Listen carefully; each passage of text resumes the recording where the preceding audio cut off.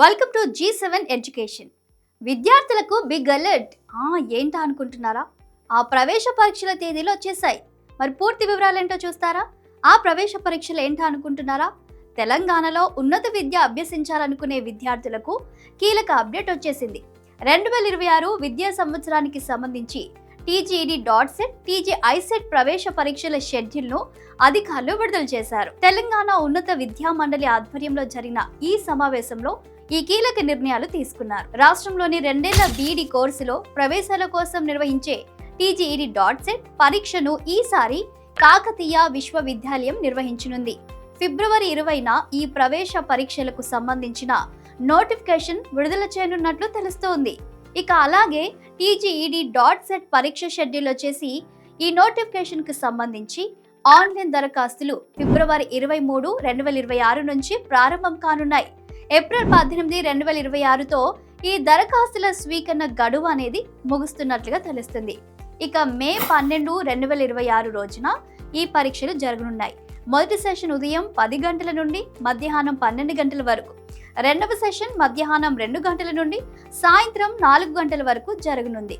ఇక అలాగే TGI-set పరీక్ష షెడ్యూల్ వచ్చేసి MBA, MCA కోర్సులో ప్రవేశాల కోసం నిర్వహించే ఈ TGI-set ప్రవేశ పరీక్షల నిర్వహణ బాధ్యతను నల్గొండలోని మహాత్మా గాంధీ విశ్వవిద్యాలయానికి అప్పగించింది తెలంగాణ విద్యాశాఖ. ఈ ప్రవేశ పరీక్షలకు సంబంధించిన నోటిఫికేషన్ ఫిబ్రవరి 6, 2026న విడుదల కానుంది. అలాగే ఫిబ్రవరి 12, 2026 నుంచి ఆన్లైన్లో రిజిస్ట్రేషన్ ప్రక్రియ కూడా ప్రారంభం కానుంది. మార్చ్ 16, 2026 సోమవారంతో ఈ రిజిస్ట్రేషన్ గడువు అనేది ముగుస్తుంది. ఈ పరీక్షలు మే 13, 14 తేదీల్లో నిర్వహించనున్నారు. మొదటి సెషన్ ఉదయం 10 గంటల నుండి మధ్యాహ్నం 12:30 వరకు జరగగా, ఇక సెకండ్ సెషన్ వచ్చేసి మధ్యాహ్నం 2:30 నుండి సాయంత్రం 5 గంటల వరకు జరుగుతుంది. ఈ పరీక్షలన్నీ కంప్యూటర్ ఆధారిత పద్ధతిలో నిర్వహించబడుతున్నాయి. అర్హత గల అభ్యర్థులు నిర్ణీత గడువులోగా అధికారిక వెబ్సైట్ ద్వారా దరఖాస్తు చేసుకోవాలని కన్వీనర్లు సూచించారు. ఓకే, ఇక నోటిఫికేషన్ల గురించి పక్కన పెడితే కొంతమంది స్టూడెంట్స్ ఎలా ప్రిపేర్ అవ్వాలి ఏంటి అనే టెన్షన్ పడుతూ ఉంటారు. అదే విధంగా చాలా మంది స్టూడెంట్స్ BScలో ఆన్సర్స్ చదువుతూ ఉంటారు. అలాగే PG చేయాలనుకునే స్టూడెంట్స్ MSc ఎకనామిక్స్, MBAలో ఏది బాగుంటుంది అనేది తెలుసుకుందాం అనుకుంటారు. ఇక ఈ 2 ప్రశ్నలకు సమాధానం చాలా మందికి స్పష్టంగా తెలియదు. ఎకనామిక్స్ అనేది కేవలం సంఖ్యలు, గ్రాఫ్లు, సిద్ధాంతాలకే పరిమితం కాదు. ఇది సమాజం ఎలా పనిచేస్తుందో అర్థం చేసుకునే ఒక శక్తివంతమైన విద్య. ఎకనామిక్స్ చదివిన వ్యక్తి మార్కెట్ ట్రెండ్స్ ని విశ్లేషించగలడు.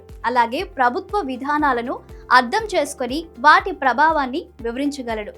మాస్టర్స్ లేదా PhD చేసిన ఎకనామిస్టులు బ్యాంకులు, బహుళజాతి సంస్థలు, ప్రభుత్వ విభాగాలు, రీసెర్చ్ సంస్థలు, అంతర్జాతీయ సంస్థల్లో కీలక పాత్రలు పోషిస్తున్నారు. విద్య, ఆరోగ్యం, ఉపాధి ధరల పెరుగుదల వంటి అంశాలపై లోతైన పరిశోధనలు చేసి సమాజ అభివృద్ధికి మార్గదర్శనం చేస్తున్నారు.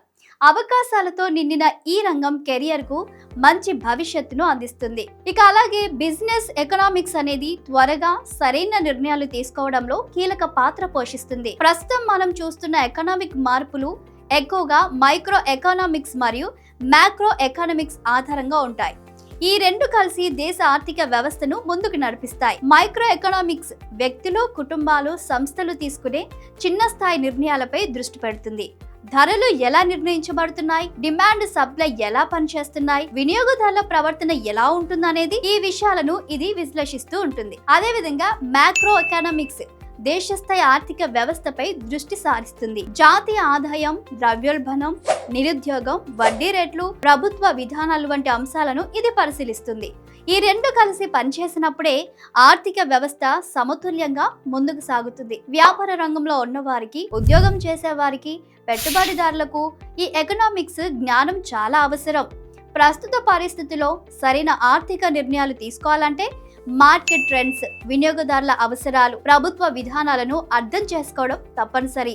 అప్పుడే లాభదాయకమైన ఫలితాలు సాధించగలం. అలాగే మాస్టర్ ఆఫ్ బిజినెస్ అడ్మినిస్ట్రేషన్ పూర్తి చేసిన అభ్యర్థులకు ఇప్పుడు మంచి అవకాశాలు అందుబాటులో ఉన్నాయి. ప్రస్తుతం management, industrial management, financial management, marketing analysis, వ్యాపార నిర్ణయాల కోసం అవసరమైన ఆధునిక విద్యా విధానాలు వేగంగా విస్తరిస్తున్నాయి.